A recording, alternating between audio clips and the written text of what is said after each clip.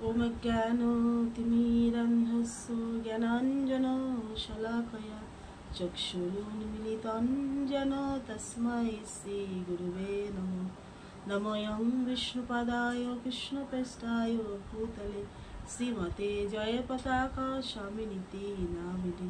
नमाचार्यपदाय निताय कृपापदायिने गौरकथा धामोदाय नवग्रामोतारिणे। नमोऽयं विष्णुपदाय कृष्णप्रेष्ठाय भूतले श्रीमते भक्तिवेदान्त स्वामिनिति नामिने। नमस्ते सरस्वती देवे गौरवाणी प्रचारिणे निर्विशेष शून्यवादी पाश्चात्यदेशतारिणे। वंशाकल्पतरुभ्यश्च कृपासिन्धुभ्येव च पतितानां पावनेभ्यो वैष्णवेभ्यो नमो नमः।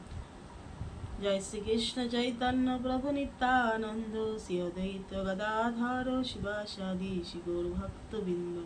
हरे कृष्ण कृष्ण कृष्ण हरे हरे, हरे राम राम राम हरे हरे।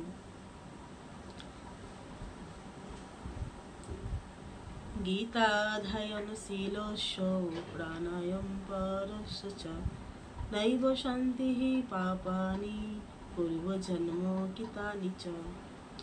কেউ যদি আন্তরিকভাবে এবং অত্যন্ত গুরুত্ব সহকারে ভগবদ গীতা পাঠ করেন তাহলে তার ভগবানের করুণায় তার অতীতের সমস্ত পাপ কর্মের ফল তাকে আর প্রভাবিত করে না। তো আমরা যদি রোজ গীতা পাঠ করি তাহলে আমরা এই জন্মমৃত্যু চক্র থেকে বেরিয়ে যেতে পারবো এবং আমাদের যত অতীতের সমস্ত পাপ আছে সেগুলো বিনষ্ট হয়ে যাবে, ভগবান শ্রীকৃষ্ণ স্বয়ং বলছেন। তাই আমাদের প্রতিদিন ভগবদ গীতা পাঠ করা উচিত। সাংখ্যযোগ দ্বিতীয় অধ্যায় শ্লোক সংখ্যা 38। সুখ দুঃখে সমেকিতা লাভা লাভো জয়া জয় তত যুদ্ধায় যুজ্যস্য নৈবং পাপম বাপসসি। এই শ্লোকের অনুবাদ: সুখ দুঃখ লাভ ক্ষতি ও জয় পরাজয়কে সমান জ্ঞান করে তুমি যুদ্ধের নিমিত্ত যুদ্ধ করো, তাহলে তোমাকে পাপভাগী হতে হবে না। তো ভগবান শ্রীকৃষ্ণ অর্জুনকে উপদেশ দিচ্ছেন যে তুমি তোমার কর্তব্য কর্ম শুধু করে যাও, আমার আদেশ পালন করে যাও, আর তোমার কোনো চিন্তা করতে হবে না। সুখ দুঃখ লাভ ক্ষতি জয় পরাজয় এইসবের চিন্তা না করে তুমি শুধু তোমার কর্তব্য যেটা সেটা তুমি করে যাও। তো ভগবান আমাদেরকে গীতাতে এই শিক্ষাই দিচ্ছেন যে আমাদের নিজ নিজ কর্তব্য পালন করা উচিত।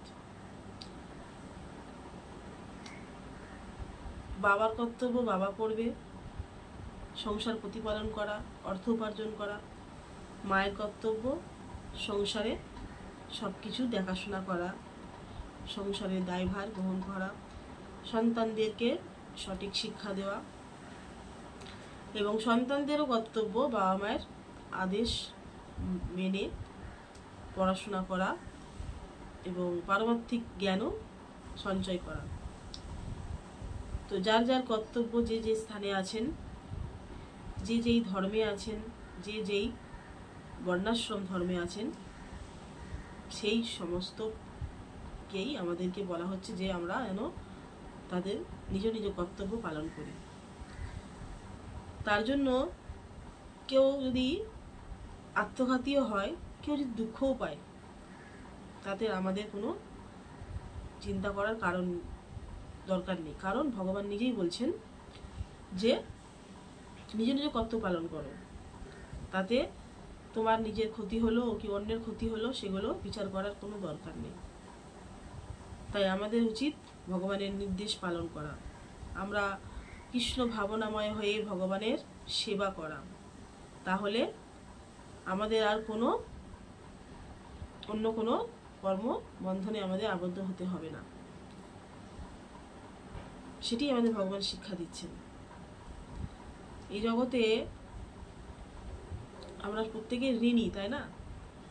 সূর্যের কাছে ঋণী, চন্দ্রের কাছে ঋণী, এই বসুমাতার কাছে ঋণী,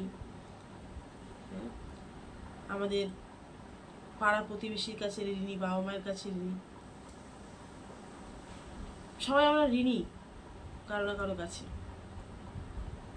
এই ঋণ শোধ করার জন্য আমাদেরকে আবার এই জগতে আসতে হবে।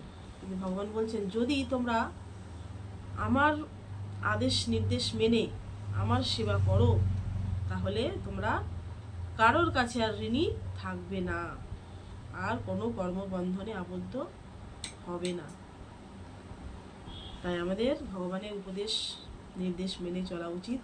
তাহলে আমরা জন্ম মৃত্যুর বন্ধন থেকে আমরা মুক্তি পেতে পারব। হরে কৃষ্ণ কৃষ্ণ কৃষ্ণ হরে হরে, হরে রাম রাম রাম হরে হরে। জয় কৃষ্ণচন্দ্র ভগবান কি জয়। ভগবদ গীতা যথাযথ কি জয়। জয় জগৎগুরু শিল প্রভুপাদ কি জয়। নিতাই গৌর প্রেমানন্দে হরি বল।